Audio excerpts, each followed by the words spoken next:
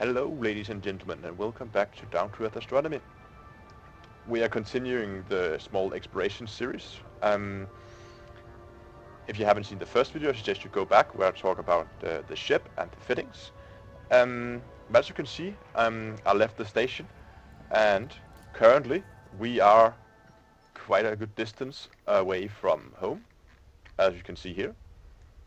This is where we started, and right now I'm just about to make it across the gap between the galaxy rings, or galaxy arms. And I just wanted to give you a overview of how I do it. I'm not sure this is the most efficient way, but anyway, at the moment, if we open up the galaxy map again, at the moment I'm heading towards these nebulas out here. Right now we're heading towards the Lagoon Nebula. And I'm planning to jump between these nebulas and then end up out here at the EU Nebula before I continue towards the center of the galaxy. Frameshift So let's go ahead and jump to the next system. 31.9 light years, it's a decent jump. And I will show you how I normally do this. So again, what we're really pretty much looking for is water and Earth-like planets. And some of the bigger O-type stars. O, B, and A actually. And I'll show you how you can find these stars in a minute. But once we arrive in a new system, which we will in a second, like so, I normally just immediately align up with the exit. Fuel scooping. And I start my discovery scanner.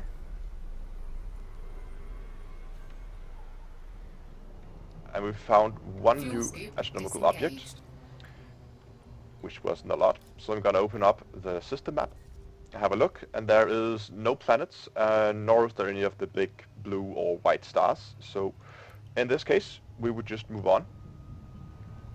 And again, immediately start the scanner and begin to align with the next system. No new astronomical objects. Yet another pretty boring system. But another thing to notice is, these stars when we're out here, okay, this has actually been discovered before, most of the systems out here have never been discovered. So when I return home and I sell all these exploration data, I'll be credited for being the first discoverer of this of these systems. See the next system. 2, 1, engage. And again, I move fairly quickly between the systems because you do not have time to scan every planet, to do detailed surface scanning of every planet and every star. So normally I only do detailed scans. So there's at least 2 stars in this system. Normally I do only detailed scans of interesting planets and some of the bigger stars. Let's have a look at the system map. So see, this has never been discovered before. See, there's no first discovery claim here. This means we're the first to be in this system. Again, make a quick visual inspection of the planets. There's nothing here that really looks like an Earth-like planet. They would look similar to Earth, of course. So in this case, we would just move on. Okay, here we are. Further along the line, I come across this system. And again, I did a scan. Which we have, this is probably, I guess, an F-type star from the color. So we can go ahead just to show you how you do it, and scan the star. You simply just align up with the star. There it is. It says unexplored. Press T to target it, and you can see in the lower left corner that your scanner is now scanning the star.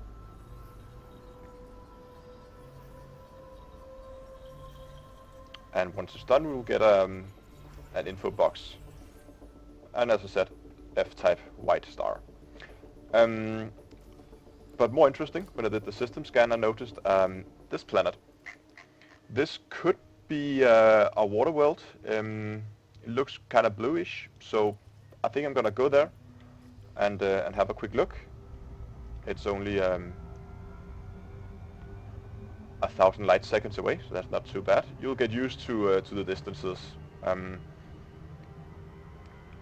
mean, it's normal when you're flying around a system that you have to fly 200-300 light seconds in order to get around to the planets, but often I guess it's worth it. I'm not really sure of the rates you get from discovering this. But again, we don't need to get that close to the planet. I simply just fly towards it until I see the scanner being enabled, and it says unexplored in the lower left corner. As soon as the scanner enables, I'll begin to slow down. And the good thing about this system is this is unexplored, so there we go. It's time to slow down. That might have been a little bit too late. Yeah, we have to do a fly around here.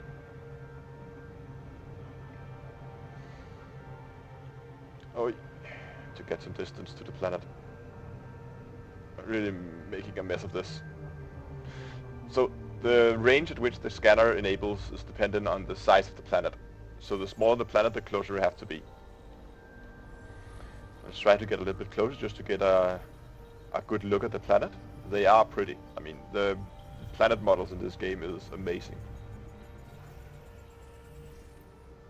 Analyzing scan.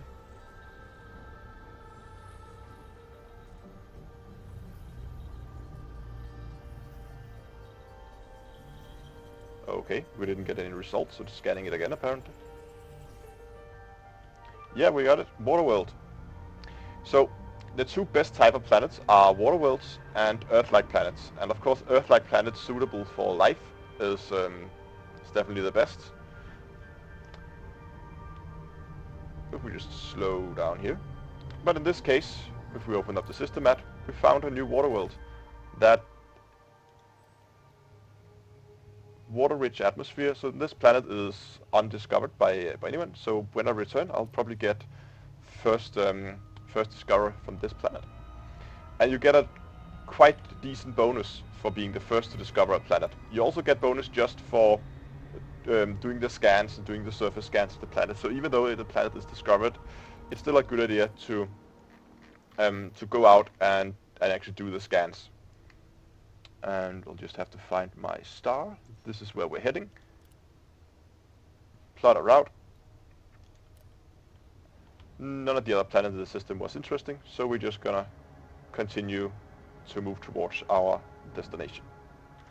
Frameshift drive charging. Just a little note here. I came across a rather interesting system. I found a B-class star and decided I want to go and check it out.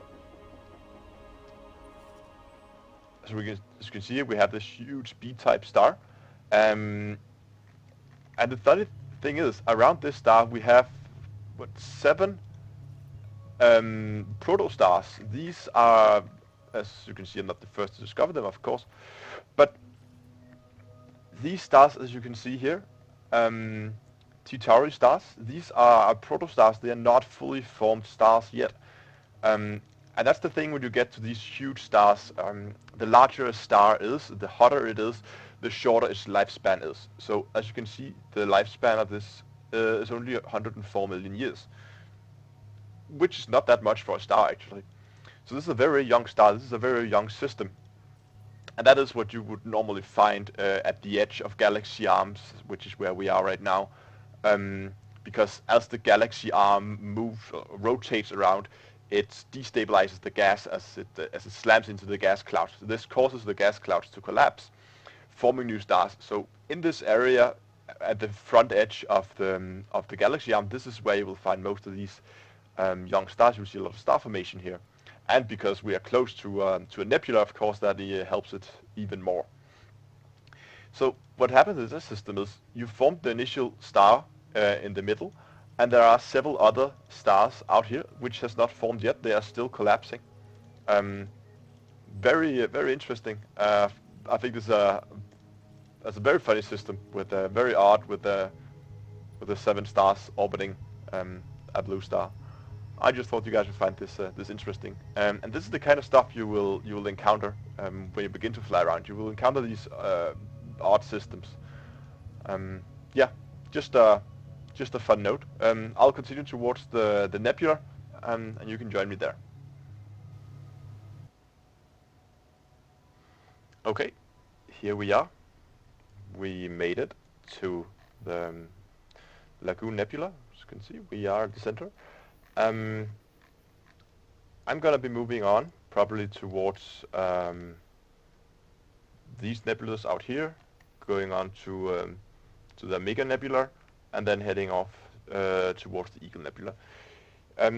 You guys can join me in the next video. Remember to subscribe if you want to follow me on this trip towards the galaxy center. This is Down to Earth Astronomy. And until next time, have a good one.